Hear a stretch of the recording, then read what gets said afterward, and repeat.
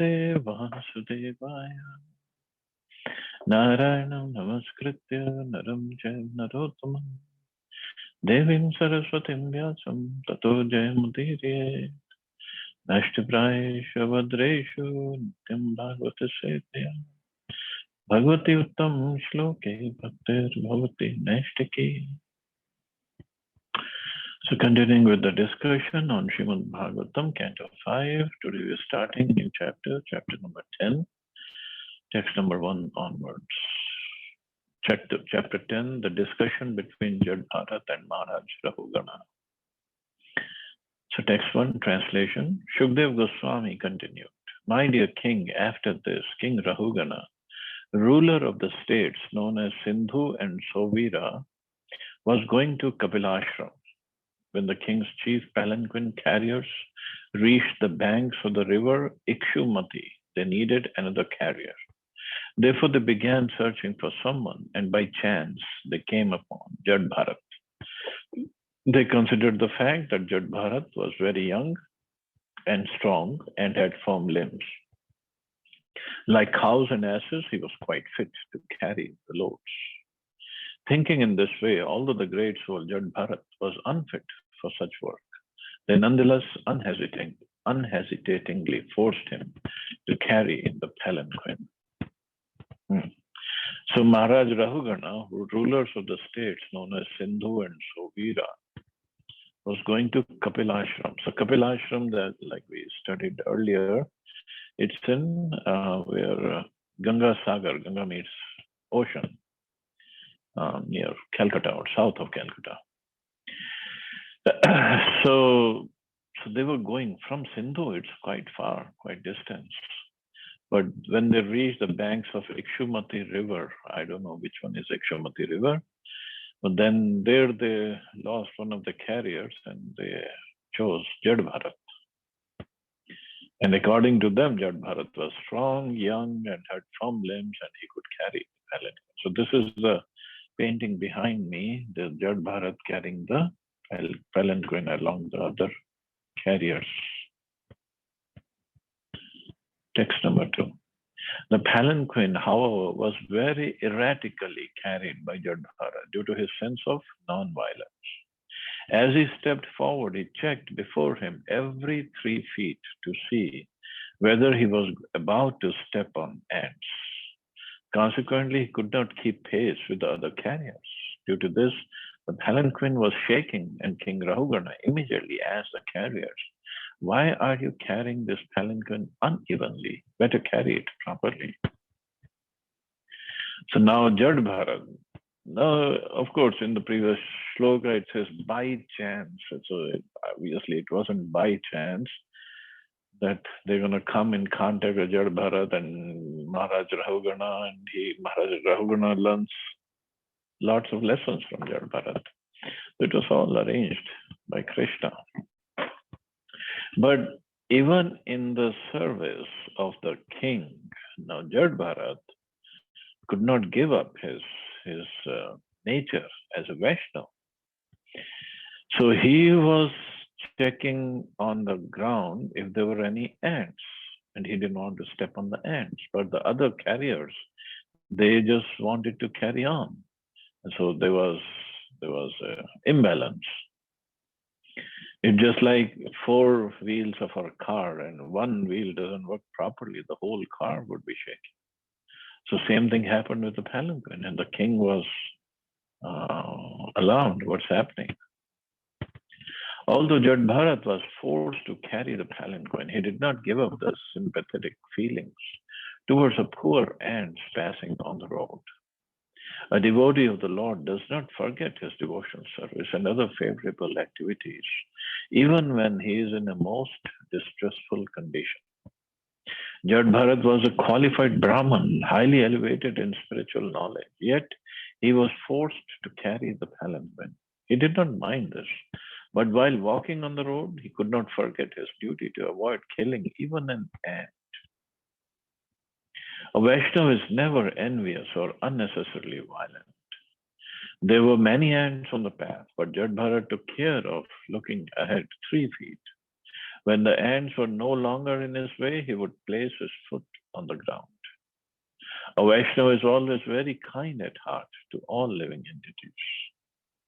In his Sankhya Yoga, Lord Kapil Dev explains Suhrida Sarvadehina. Living entities assume different bodily forms. Those who are not Vaishnavas consider only human society worthy of their sympathy. But Krishna claims to be the supreme father of all living forms.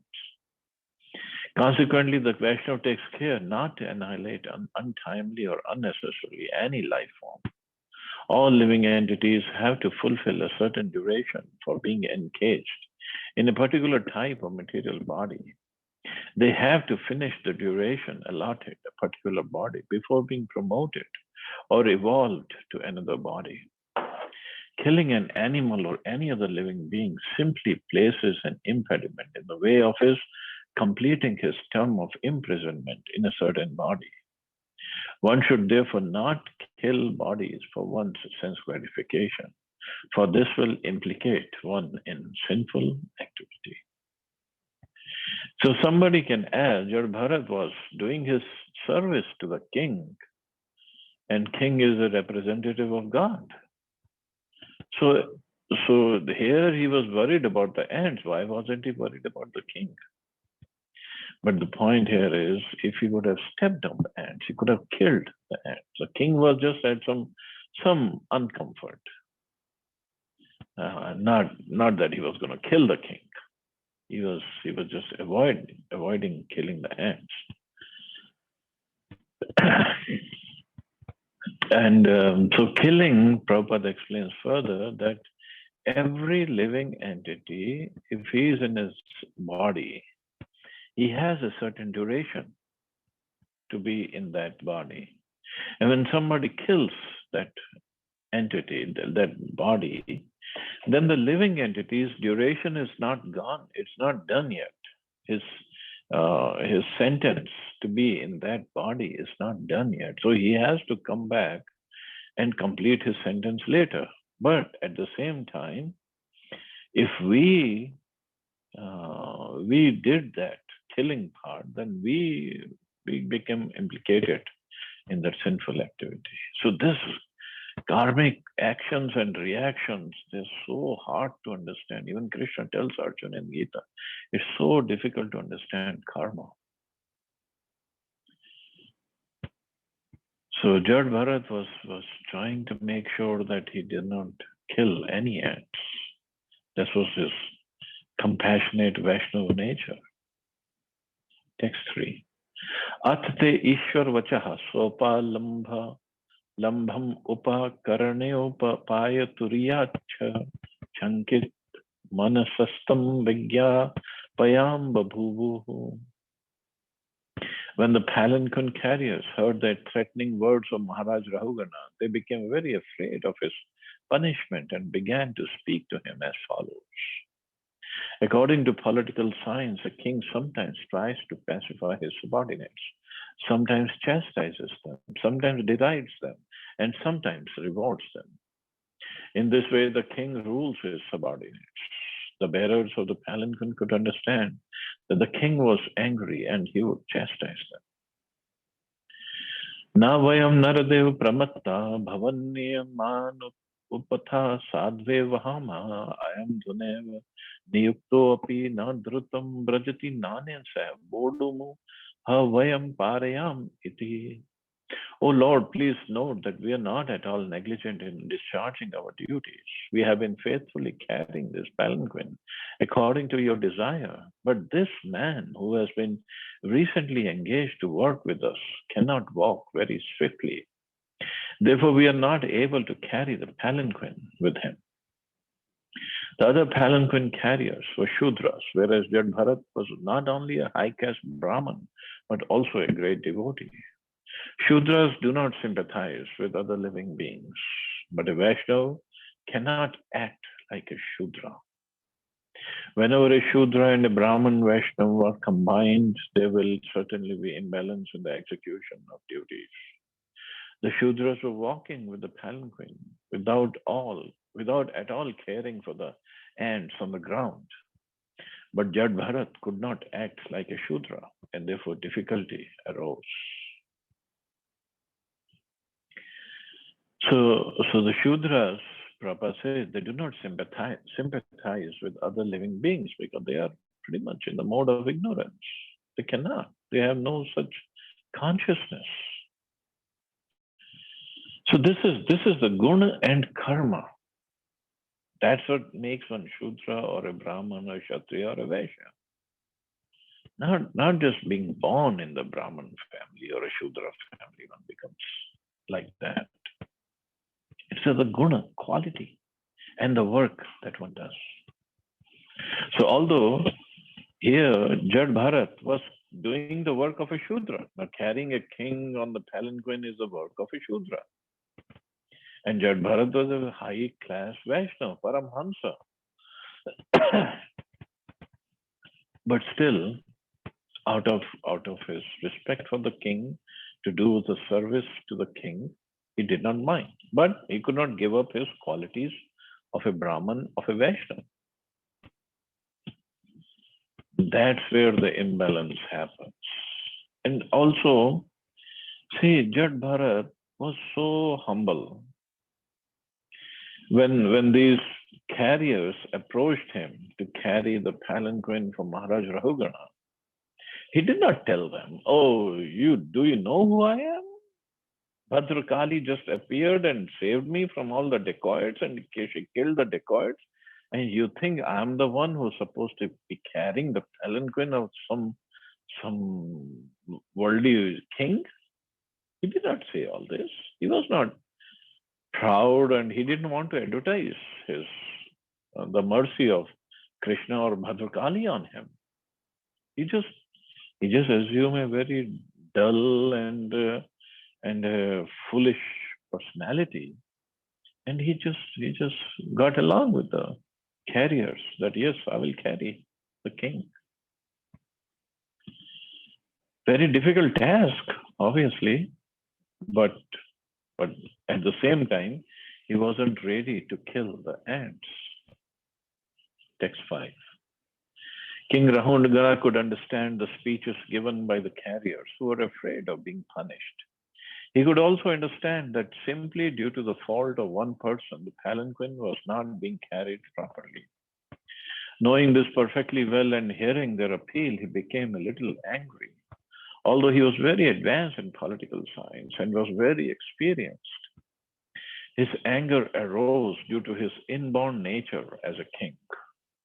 Actually, King Rahugana's mind was covered by the mode of passion, and he therefore spoke as follows to Jad Bharat, whose Brahman effulgence was not clearly visible, being covered like a fire covered by ashes. The distinction between Rajagun and Sattvagun is explained in this verse.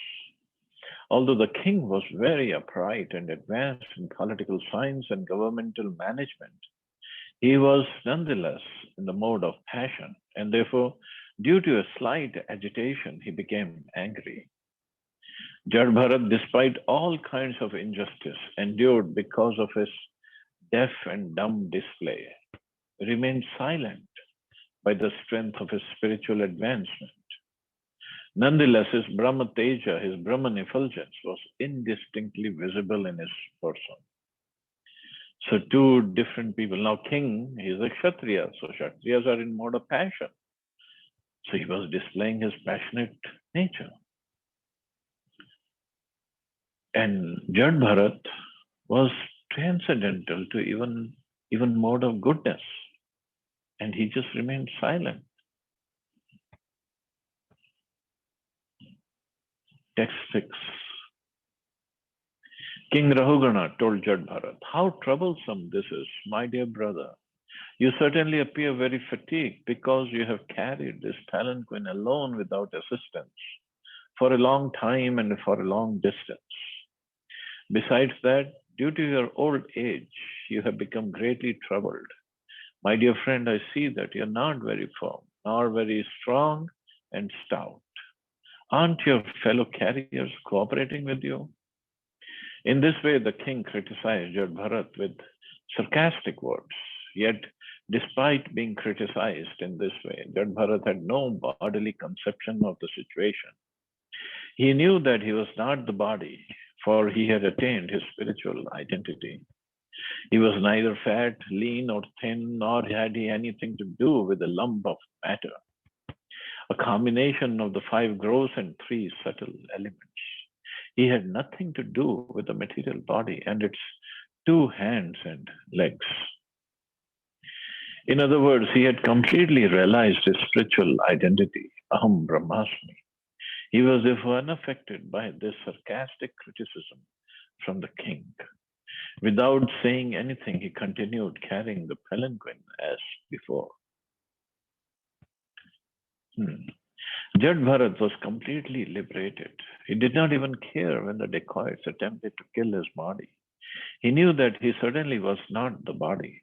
Even if the body were killed, he would not have cared, for he was thoroughly convinced of the proposition found in Bhagavad Gita, Na hanyate hanyamane sharire.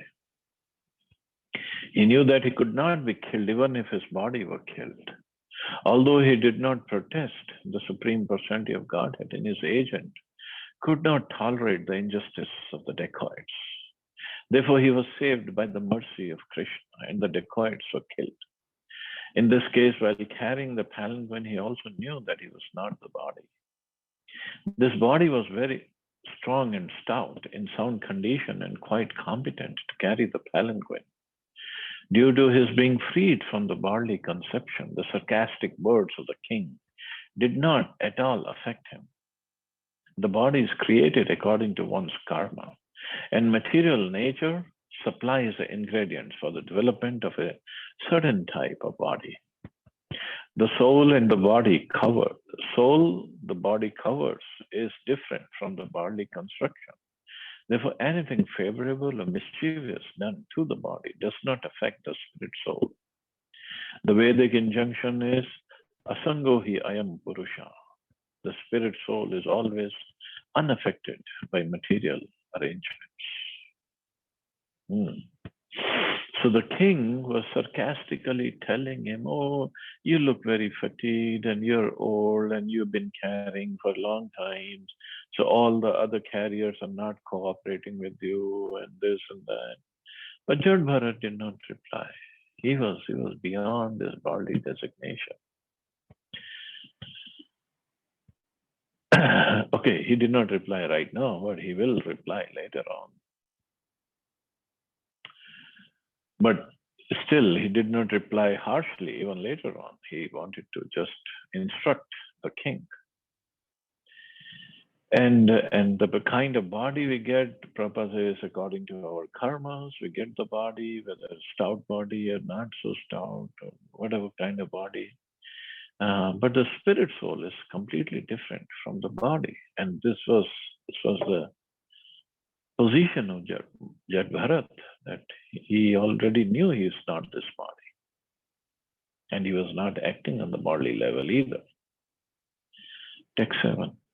Thereafter, when the king saw that his palanquin was still being shaken by the carriers, he became very angry and said, You rascal, what are you doing? Are you dead despite the life within your body? Do you not know that I am your master? You are disregarding me and are not carrying out my order? For this disobedience, I shall not punish you, just as Yamaraj, the superintendent of death, punishes sinful people. I shall give you proper treatment so that you will come to your senses and do the correct thing. Now the king is really getting into passionate mode. Text 8. Thinking himself a king, King Rahugana was in the bodily conception and was influenced by material nature's mode of passion and ignorance. Due to madness, he chastised Jad Bharat with uncalled for and contradictory words. Jad Bharat was a topmost devotee and the dear abode of the Supreme Personality of Godhead. Although considering himself very learned, the king did not know that the position of an advanced devotee situated in devotional service, nor did he know his characteristics. Jad Bharat was the residence of the Supreme Personality of Godhead. He always carried the form of the Lord within his heart. He was a dear friend of all living beings, and he did not entertain any bodily conception. He therefore smiled and spoke the following words. The distinction between a person in the bodily conception and a person beyond the bodily conception is presented in this verse. In the bodily conception, King Rahugana considered himself a king and chastised Jadbharat in so many unwanted ways. Being self-realized, Jadbharat, who was fully situated on the transcendental platform, did not at all become angry. Instead, he smiled and began to deliver his teachings to King Rahugana. A highly advanced Vaishnava devotee is a friend to all living entities, and consequently, he is a friend to his enemies also. In fact, he does not consider anyone to be his enemy. Suhrida Sarvadehina. Sometimes a Vaishnava becomes superficially angry at a non-devotee, but this is good for the non-devotee. We have several examples of this in Vedic literature. Once Narad became angry with the two sons of Kuvera, Nalkuvar and Manigriv, and he chastised them by turning them into trees. The result was that later they were liberated by Lord Shri Krishna. The devotee is situated on the absolute platform, and when he is angry or pleased, there is no difference, for in either case he bestows his benediction. So King Rahugana, in the mode of passion and ignorance, he was getting angry and he chastised Jadbharat. But Jadbharat, he just smiled at him and then he spoke the wonderful instructions. So this is the nature of a devotee. Of course, it doesn't mean devotee don't get angry. Prabhupada got angry at his disciples many times, but just to correct them, not out of passion or ignorance. Prabhupada's anger was just to correct them so that they don't make mistakes on the path of devotion service. But when we get angry, we really get into passion and ignorance mode. So that's the difference between anger. Even Hanumanji got angry, but his anger was displayed when he just burned down the whole Lanka in the service of Ram. He did not get angry for himself. That was because he was serving Ram.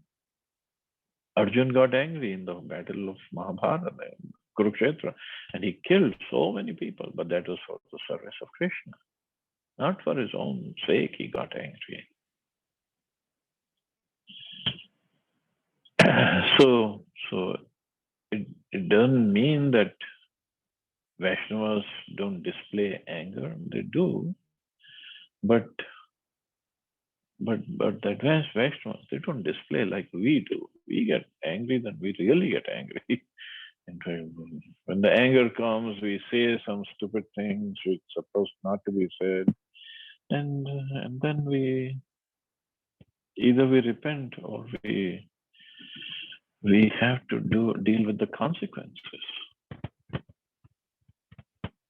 Narad Muni also got angry here in the purport Prabhupada saying, but his anger later on became a cause for liberation for Manigriv and Nalkuvar. Brahmanu vacha tvayoditam vyaktim vipralabdham bhartuh same syad yadi veer bharaha gantur yadi syadati gamyam madva tiveti rashav navidam pravadaha. The great Brahman Jadbharat said, my dear king and hero, whatever you have spoken sarcastically is certainly true. Actually, these are not simply words of chastisement, for the body is the carrier. The load carried by the body does not belong to me, for I am the spirit soul. There is no contradiction in your statements because I am different from the body. I'm not the carrier of the palanquin. The body is a carrier. Certainly, as we have hinted, I have not labored carrying the palanquin, for I am detached from the body. You have said that I am not stout and strong, and these words are befitting a person who does not know the distinction between the body and the soul. The body may be fat or thin, but no learned man would say such things of the spirit soul. As far as the spirit soul is concerned, I'm neither fat nor skinny. Therefore, you're correct when you say that I'm not very stout. Also, if the object of the journey and the path leading there were mine, there would be many troubles for me. But because they relate not to me, but to my body, there is no trouble at all. Now that's that's really high level knowledge. And certainly no Shudra carriers can give this kind of knowledge to the king or spoke in this way to the king. In Bhagavad Gita, it is stated that one who is advanced in spiritual knowledge is not disturbed by the pains and pleasures of the material body. The material body is completely separate from the spirit soul, and the pains and pleasures of the body are superfluous. The practice of austerity and penance is meant for understanding the distinction between the body and the soul and how the soul can be unaffected by the pleasures and pains of the body. Jad Bharat was actually situated on the platform of spiritual self-realization. He was completely aloof from the bodily conception. Therefore, he immediately took this position and convinced the king that whatever contradictory things the king had said about his body did not actually apply to him as a spirit soul. So this is where he was saying, yes, whatever you're saying is right. But whatever you're saying is about my body, not about my soul. Stholyam karshyam vyadhya adhyascha shutring bhayam kaliricha jaracha nidra ratira manyur aham adha shucho dehena jatasya himena santi. Fatness, thinness, barley and mental distress, thirst, hunger, fear, disagreement, desires for material happiness, old age, sleep, attachment for material possessions, anger, lamentation, illusion and identification of the body with the self are all transformations of the material covering of the spirit soul.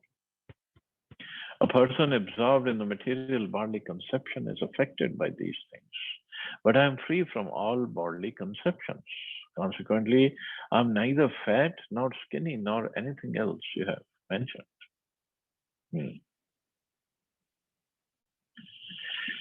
Srila Narottam Das Thakur has sung, Deha Smriti Nahi Yara Sansara Bandhan Kaha.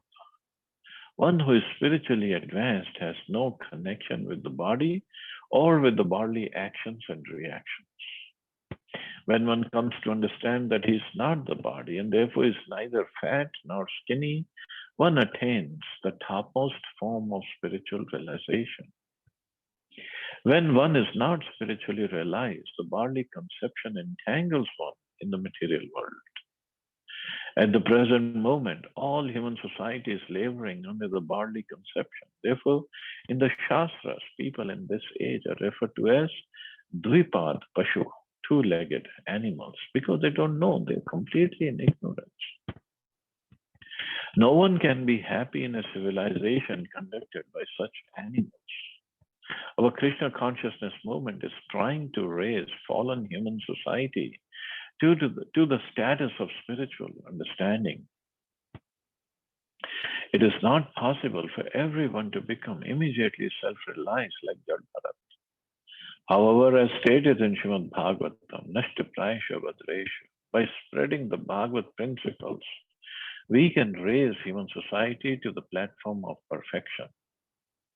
When one is not affected by the bodily conceptions, one can advance to the Lord's devotional service. The more we advance our freedom from the bodily conception, the more we are fixed in devotion service, and the more we are happy and peaceful. In this regard, Srila Madhvacharya says that those who are too materially affected continue the bodily conception. Such persons are concerned with different bodily symptoms, whereas one freed from bodily conceptions lives without the body, even in the material condition. So we have to go beyond this bodily conception of life. And and we can see that, we can practically understand that I'm not this body, or theoretically at least we can understand. And slowly, when we apply to ourselves, apply this principle in our lives, like when somebody calls us bad names or something else, we should understand soul has nothing to do with whatever the person is talking about. The person is only talking about the body. So why should I get angry? But at that moment, it's difficult to remember all this because it's not ingrained yet.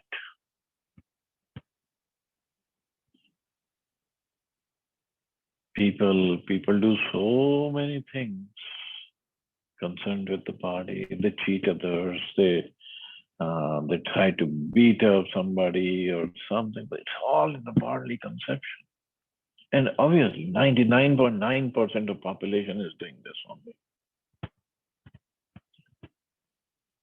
I'm Hindu, I'm Muslim, I'm Christian, and I'm Jew, and I'm American, and I'm Indian, I'm Pakistani, I'm Chinese. I'm man, I'm woman, I'm this, I'm that. All body.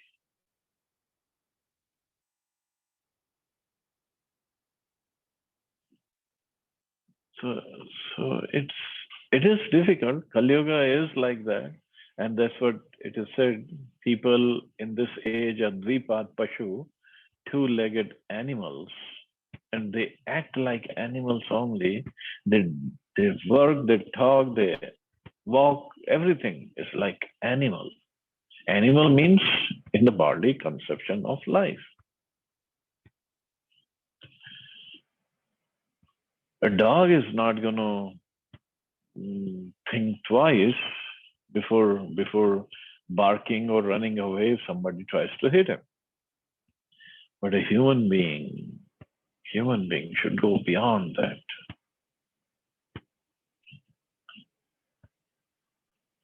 And this is what Jad Bharat was teaching Maharaj Rahugana now. Jivan mritatvam niyamena rajan adya antavadya dvikritasya drishtam swasya swaswamya bhavo dhruv idya yatra tarhi uchyate aso vitikritya yogaha. My dear king, you have unnecessarily accused of me of being dead, though alive. In this regard, I can only say that this is the case everywhere because everything material has its beginning and end. As far as you are thinking that you're the king and master and are this trying to order me, this is also incorrect because these positions are temporary. Today you are a king and I'm your servant, but tomorrow this position may be changed and you may be my servant and I your master. These are temporary circumstances created by providence. So just try chastising your son or daughter, and he or she say, "Well, mommy, today you're chastising me, and tomorrow our positions may be changed. And I could be your mother, and you could be my daughter. And then let's see who chastises somebody." But obviously, this could go on as humor, but one has to be spiritually advanced to say something like that. The bodily conception is a basic principle of suffering and material existence. In Kali Yuga, especially, people are so uneducated that they cannot even understand that the body is changing at every moment and that the ultimate change is called death. In this life, one may be a king, and in the next life, one may be a dog, according to his karma. The spirit soul is in a deep slumber caused by the force of material nature. He is put in one type of condition and again changed into another type.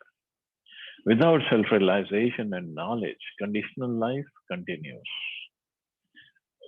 And one falsely claims himself a king, a servant, a cat, or a dog.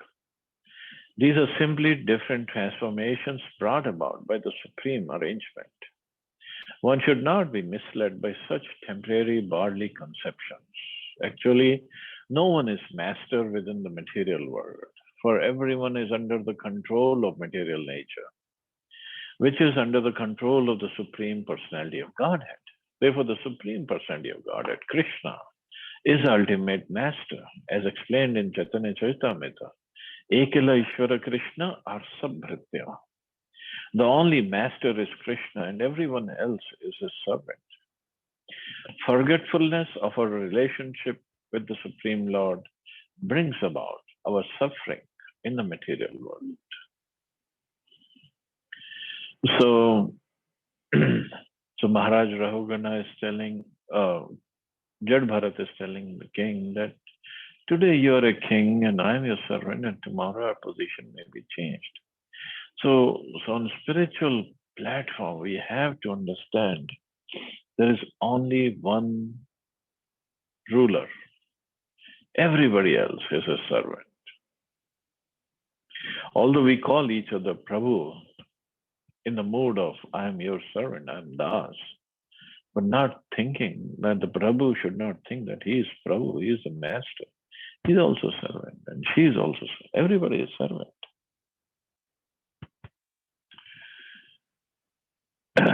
But that point we forget. Prabhupada, even though chastised his disciples, but he told them, I'm just trying to train you. This is my service to train you. Not all Prabhupada is Mahabhagavata is a spiritual master of the whole world. But he did not say, because I'm the spiritual master, I'm chastising you. He said, this is my service to train you. He looked upon all his disciples. He said, you are sent by my Guru Maharaj to assist me in this mission. That's all. So he considered all his disciples associates of his Guru Maharaj. So in that mood, and disciples and devotees understood this mood of Prabhupada and appreciated it, and they acted accordingly, not as masters, but they understood that Prabhupada is our real well-wisher. That's why they gave their lives in the service of Prabhupada. And that only a true Vaishnava can do. Only an advanced Vaishnava can do. Bhaktisiddhanta Saraswati Thakur was a spiritual master of Srila Prabhupada. He was Lion Guru, Singha Guru. At the time when he was preaching, there was British rule over India. At that time, he opened 64 Gaudiya Math all over India. He wrote books, he gave lectures, he revived this Gaudiya Vaishnava society and this and that. He did so much. But when his disciples would approach him and pay obeisances to Bhaktisiddhanta Maharaj, he would himself pay obeisances back to his disciples. That was a mood. Not thinking that I am the master. They all are my servants and they should be paying obeisances and they will get benefited. No, that wasn't his mood. He was paying obeisances back then. And in fact, one of his disciples wrote that when Bhaktisiddhanta Maharaj was old, he had pain in the knees and it was very difficult for him to bend down. So it would hurt his disciples that when Maharaj would bend down and pay obeisances back to his disciples. So the disciples, they devised that they would pay obeisances from far away without Maharaj would even looking at them. And they just pay obeisances and go away. And Maharaj wouldn't even see them. So it was like, so he should not pay obeisances back.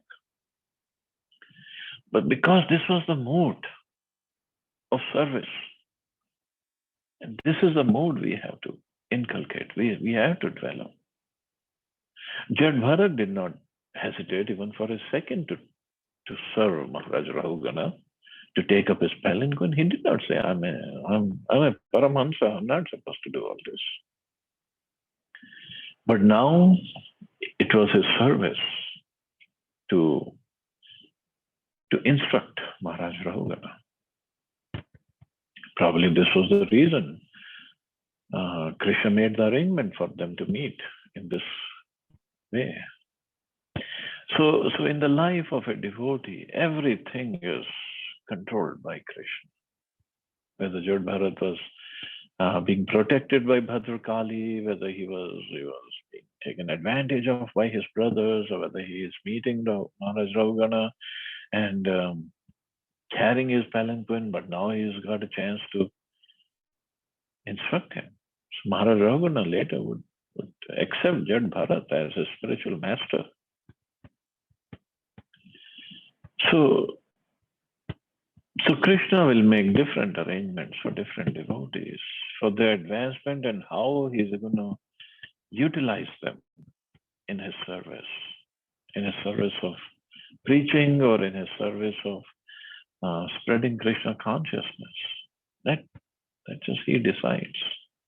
Whether he puts us through different troubling situations, whether he puts us on the Vyasasana and we would be giving lectures to thousands and thousands of people, whether he puts us in some service in the kitchen or in the toilet, whatever he does, he knows the best. And whatever he does, it will be best for us. That's for sure. So with that faith, we should carry on with our services.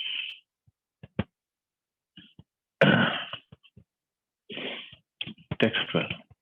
Vishesh buddhir vivaram manakcha pashyam yanna vyavahar ato anyat ka ishvaras tatra kimishittavyam tathapi rajan karvam kimte. My dear king, if you still think that you're the king and I'm your servant, you should order me and I should follow your order. I can then say that this differentiation is temporary and it expands only from the usage or convention. I do not see any other cause. In that case, who's the master and who's the servant?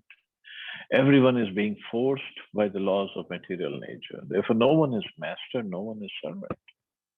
Nonetheless, if you think that you're the master and I'm your servant, I shall accept this. Please order me. What can I do for you? So instruction is already given now. Now the king has to think about what to say. It is said in Srimad Bhagavatam, Aham Mameti, one thinks, I'm this body, and in this body relationship, he is my master, he is my servant, she is my wife, and he is my son. All these conceptions are temporary due to the inevitable change of body and the arrangement of material nature. We are gathered together like straws floating in the waves of an ocean. Straws that are inevitably separated by the laws of waves. So this example was given earlier also, not in the waves of ocean, but in the waves of a river. So the straws are floating, so some straws come together and with the waves, they again get separated and they go together with some other straws. And this is what is going on. And when we come together, we think, oh, this is my life, this is my family, this is my world. But this is all temporary, even inevitably separated by the laws of the waves. In this material world, everyone is floating on the waves of the ocean of nescience, as described by Bhaktivinoda Thakur. Mayara vashe yatcha bheshe khacha habu dubu bhai. Krishnadas ai vishwas karle to ara dukh nahi. Srila Bhaktivinoda Thakur states that all men and women are floating like straws on the waves of material nature. If they come to the understanding that they are the eternal servants of Krishna, they will put an end to this floating condition. As stated in Bhagavad Gita, Kama Isha Krodha Ish. Due to the mode of passion, we desire many things. And according to our desire or anxiety, and according to the order of the Supreme Lord, material nature gives us a certain type of body.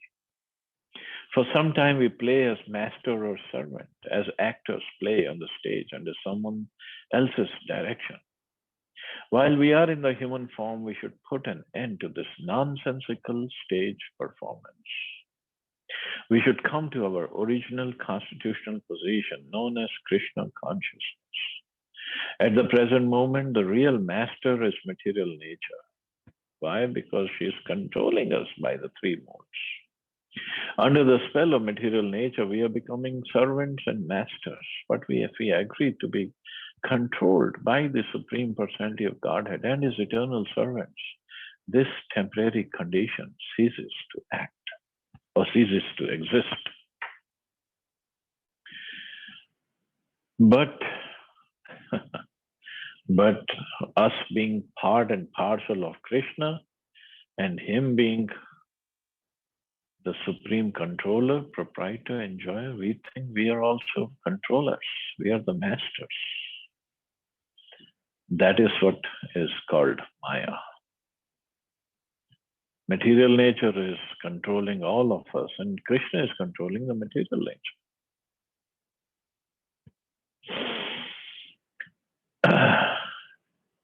Text 13. Unmat tamat jadvat swasanstham gatasya me veera chikitsitena artha kyan bhavata shikshitena stabdha pramatasya chapishta peshaha. My dear king, you have said, you rascal, you dull, crazy fellow, I am going to chastise you, and then you will come to your senses.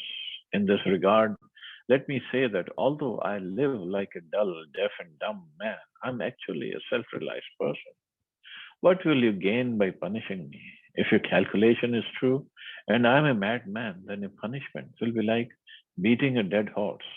There will be no effect. When a madman is punished, he is not cured of his madness. Everyone in the material world is working like a madman under certain impressions falsely acquired in the material condition. For example, a thief who knows that stealing is not good and who knows that it is followed with punishment by a king or by God, who has seen that thieves are arrested and punished by the police, nonetheless steals again and again. He is obsessed with the idea that by stealing he will be happy. This is a sign of madness. Despite repeated punishment, the thief cannot give up his stealing habit. Therefore, the punishment is useless. So madness, another definition of madness is given as doing the same thing over and over and expecting different results. That is madness. So similarly, in the material world, we are doing the same things, eating, sleeping, mating, defending, and thinking it will bring me different kind of happiness, more happiness. So this is a mad world.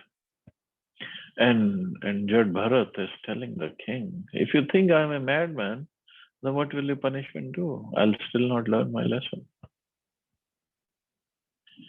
So he has really put Maharaj Rahugana in a tough spot. But to get out of this madness by taking our devotional service and just like today, two of wonderful devotees, Padmavati Mataji and Nirmala Mataji, they got initiated. Of course, for you it was yesterday, for me it's still today. And so initiation means they have taken up the path seriously, then they have started the journey now.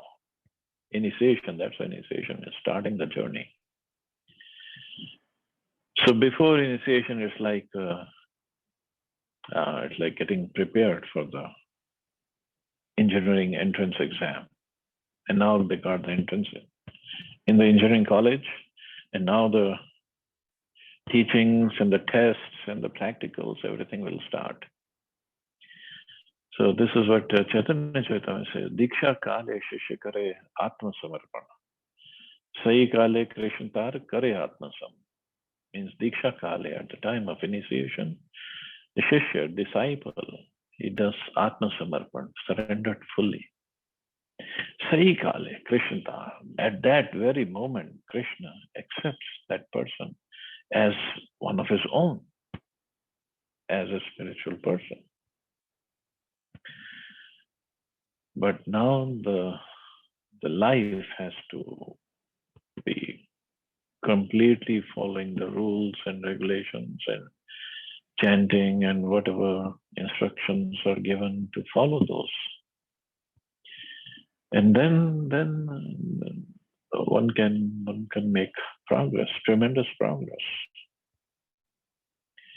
So many heartily congratulations to both of them. I know Padmavati Mataji is here, but Nirmala Mataji is not on this class. So, but anyway, best wishes are always there, and would love to have their association more and more. So I'll stop here. See anybody has any questions or comments.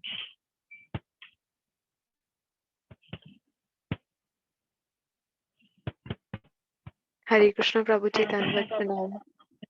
Please Hare accept Krishna. my humble obeisances. Thank you so much, Prabhuji, for your association, guidance, and support always. Your classes have been so useful. Well, I try to do some service. Thank you so much, Prabhuji. And thank you all the devotees in the group for all the motivation and association. Thank you so much. Hare Krishna. But your initiation happened on Zoom, right? Online. Yes, Prabhuji. But the party cannot be online. Party has to be. it was there in Noida temple. No, that happened for this class. There has to be a party. Yes, Prabhuji, when you will be here, then we'll all do Okay. together. At Govinda's Noida party. Yes, Prabhuji.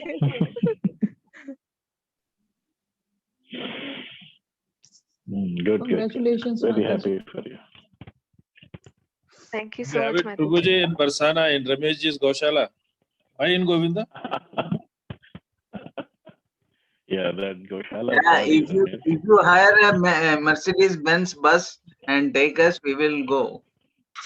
Any bus is Mercedes bus. बंद हो गई right हमसे चेहरे तक तो बंद थी ये हम तो पूरी बड़े आराम से बंद कर लो हो जाएगी चलो Chalo, I guess we can stop here. You all have a safe and wonderful day. Hare Krishna. Jai Shri Ram. Thank you Hare very much. Krishna. Jai Shri Bhagavan. Thank you, Thank you, Prabhupada. Prabhuji.